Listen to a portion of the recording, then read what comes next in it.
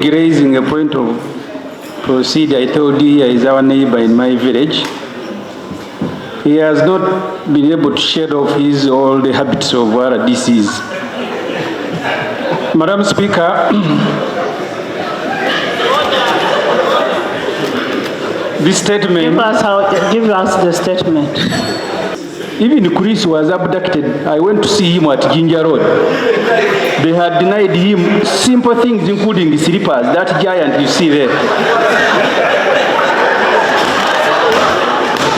This Parliament, Madam Speaker, should also demand for an explanation from Kenya. You know, he was representing us in finding out how the Honorable Nevanda died. They charged him with stealing body parts. Is that a part of your statement? No, I was reminding him to sit down and listen to the statement. Maybe you wanted to compliment. I am sorry, Madam Speaker.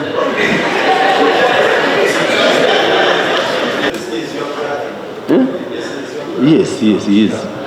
Made an assertion that I was abducted by government.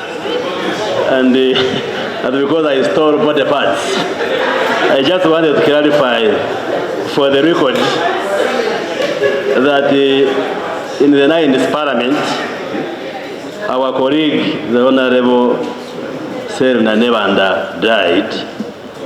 He may her soul continue to rest in peace. And I was a parliamentary commissioner then.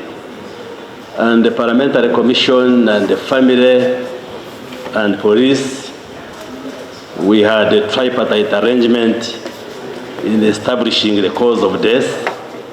But in the process, the state saw that some of the steps we took, especially to send samples outside the country, which is a normal practice within the medical profession, the state thought that it was irregular and unlawful. And indeed, I was arrested. Yes, arrested together with other colleagues. We appeared in the court for 9 months, and the court ruled that we had no case to answer. The Honorable Katuntu was my lawyer. So I just wanted to clarify. Actually, Brenda was your surety. Yes.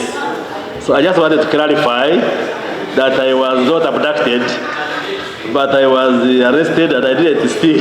I didn't steal. And I told the state then that I'm a medical professional and I knew what I was doing was correct. But I went through the due process of court and I was declared innocent. Thank you. And therefore, the Honorable Ssemujju, from now onwards, just know, I have no regrets, I'm not angry, I'm not annoyed, but I follow the due process of the law. So, Madam Speaker and members, we are concerned with the continuing human rights violations by the NRM government. This must stop. We demand for an explanation from government, Madam Speaker. This Parliament should also demand for an explanation from Kenya, whether it still subscribes to the East African Community Brotherhood. The Ministers of Internal Affairs, who heads immigration, foreign affairs, and defense, Madam Speaker, must be made to explain to this Parliament this incident and to the country.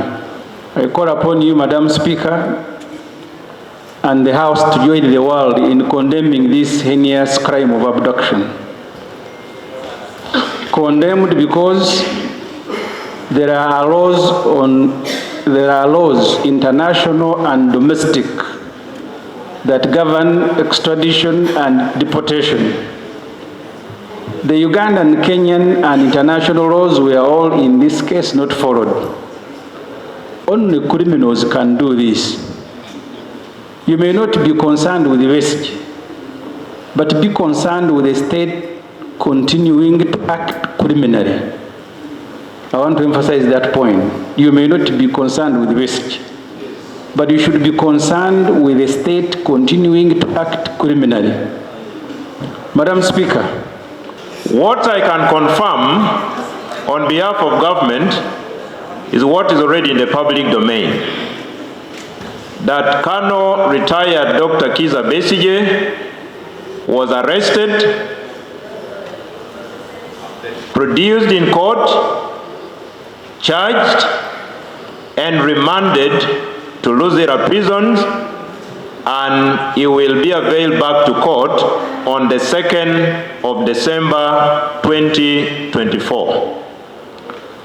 On the call for condemnation, I wish to persuade my honorable colleague that that may be too early, because the matter before court will be a subject of evidence, a subject of prosecution, and the outcome definitely will be known. It may be too early for us to condemn.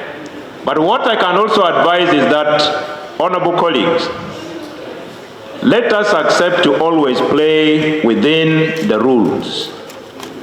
Honorable Ssemujju and myself, we are sportsmen. We always play within the rules.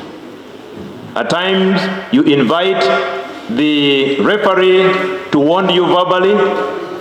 At times, you are given a yellow card. But if you are an habitual offender, you are red carded. So let us advise fellow countrymen and women to always play within the rules. Because the question is, just like Balotelli scored against Manchester United and he pulled a t-shirt written on, why always me scoring against Manchester United? Why always you and not me and not her? Why always you? That must be a fundamental question. I beg to submit. I have listened to the response of the government chief whip, and we are all aware that this is a matter before court. There are, however, two fundamental issues that government should make a statement on, clarify, and that relates to our relationship with Kenya, especially in light of the fact that we have an extradition treaty with that country. How safe are Ugandans? Now, that is outside the purview of sub judice, if we really want to hide under that. Number two, there is the element of... Honorable Basalirwa, government will make a statement without going to the merit. Also, Right Honourable Speaker, comment on the apparent illegalities of people or a supposed criminal, as you want to proscribe him, or suspect, being brought back into the country and does not undergo the due immigration processes, to wit, having their documents stamped by immigration officers, because that in itself is criminal under our laws. So those are things you must really comment on for purposes of assuring the country that whatever happened was undertaken in total observance and adherence to the immigration laws and other laws as they exist in our region. I thank you, Right Honourable Speaker. Thank you, the Minister of Foreign and Foreign. Yes.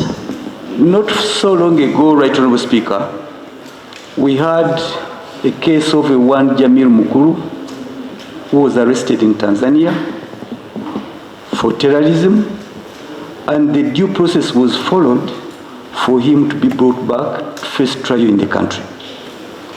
Right Honourable Speaker, just not so long ago, we had a big problem in this country with our neighbors Rwanda, where the top police officers were arrested and court-martialed for allegedly participating in the abduction of Rwandans who were in Uganda. Right Honourable Speaker, that should form the framework for today's discussion. Right Honourable Speaker, how have we degenerated to that as a country? I don't know what is happening to those manning the security of this country. Why is the things that we thought would not happen, we are now forming the headlines on BBC, on international media? Search, eh? Yes, yes. Search.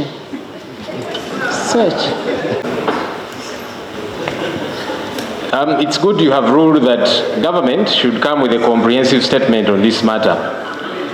I want to suggest an addition in that statement. Honorable Speaker, the Foreign Affairs Principal Secretary of Kenya, Mr. Songei Korir, at a press conference said Kenya had no involvement whatsoever in the arrest of Dr. Kizza Besigye.